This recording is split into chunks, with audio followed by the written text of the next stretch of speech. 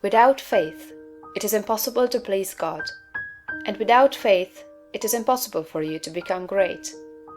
The distinguishing characteristics of all really great men and women is an unwavering faith.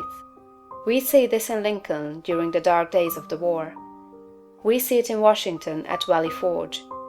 We see it in Livingstone, the crippled missionary, threading the mazes of the dark continent, his soul aflame with the determination to let in the light upon the accursed slave trade which his soul abhorred. We see it in Luther and in Francis Willard, in every man and woman who has attained a place on the muster roll of the great ones of the world. Faith, not a faith in oneself or in one's own powers, but faith in principle, in the something great which upholds right, and which may be relied upon to give us the victory in due time.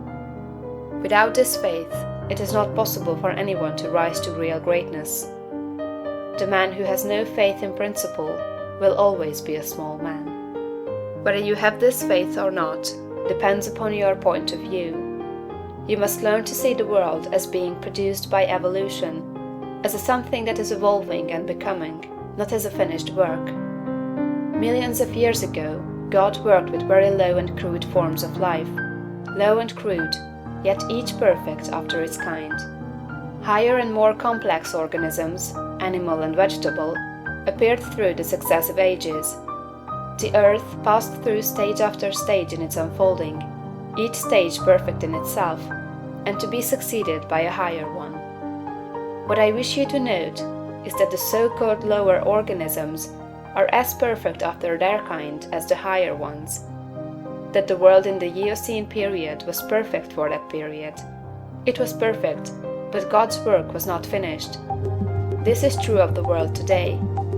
Physically, socially, and industrially, it is all good, and it is all perfect. It is not complete anywhere or in any part, but so far as the handwork of God has gone, it is perfect. This must be your point of view, that the world and all it contains is perfect, though not completed. All's right with the world. That is the great fact. There is nothing wrong with anything. There is nothing wrong with anybody. All the facts of life you must contemplate from this standpoint. There is nothing wrong with nature. Nature is a great advancing presence, working beneficently for the happiness of all. All things in nature are good. She has no evil. She is not completed, for creation is still unfinished, but she is going on to give to man even more bountifully than she has given to him in the past. Nature is a partial expression of God, and God is love. She is perfect, but not complete. So it is of human society and government. What though there are trusts and combinations of capital and strikes and lockouts and so on? All these things are part of the forward movement.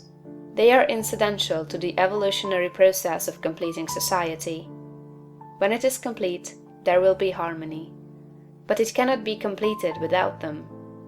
J.P. Morgan is as necessary to the coming social order as the strange animals of the age of reptiles were to the life of the succeeding period. And just as these animals were perfect after their kind, so Morgan is perfect after his kind. Behold, it is all very good. See government and industry as being perfect now, and as advancing rapidly toward being complete. Then you will understand that there is nothing to fear, no cause for anxiety, nothing to worry about. Never complain of any of these things. They are perfect. This is the very best possible word for the stage of development man has reached. This will sound like rank folly to many, perhaps to most people. What, they will say, are not child labor and the exploitation of men and women in filthy and unsanitary factories evil things? Aren't saloons evil? Do you mean to say that we shall accept all these and call them good? Child labor and similar things are no more evil than the way of living and the habits and practices of the cave dweller were evil. His ways were those of the savage stage of man's growth, and for that stage they were perfect. Our industrial practices are those of the savage stage of industrial development, and they are also perfect. Nothing better is possible until we cease to be mental savages in industry and business, and become men and women. This can only come about by the rise of the whole race to a higher viewpoint. And this can only come about by the rise of such individuals here and there as are ready for the higher viewpoint. The cure for all this inharmoniousness lies not with the masters or employers, but with the workers themselves. Whenever they reach a higher viewpoint, whenever they shall desire to do so, they can establish complete brotherhood and harmony in industry. They have the numbers and the power. They are getting now what they desire. Whenever they desire more in the way of a higher, purer, more harmonious life, they will receive more. True, they want more now, but they only want more of the things that make for animal enjoyment, and so industry remains in the savage, brutal, animal stage. When the workers begin to rise to the mental plane of living, and ask for more of the things that make for the life of the mind and soul, industry will at once be raised above the plane of savagery and brutality. But it is perfect now upon its plane. Behold, in fact it is all very good. So it is true of saloons and dens of vice. If the majority of the people desire these things, it is right and necessary that they should have them. When the majority desires a world without such discords, they will create such a world. So long as men and women are on the plane of bestial thought, so long the social order will be in part disorder, and will show bestial manifestations. The people make society what it is, and as the people rise above the bestial thought, society will rise above the beastly in its manifestations. But a society which thinks in a bestial way must have saloons and dives. It is perfect after its kind, as the world was in the Eocene period, and very good.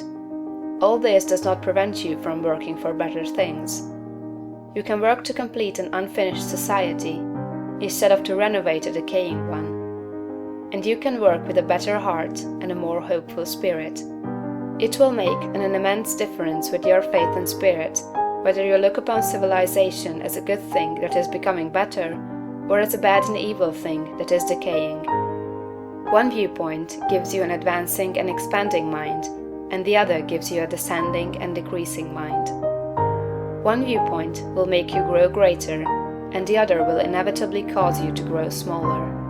One will enable you to work for the eternal things, to do large works in a great way toward the completing of all that is incomplete and inharmonious, and the other will make you a mere patchwork reformer, working almost without hope to save a few lost souls from what you will grow to consider a lost and doomed world.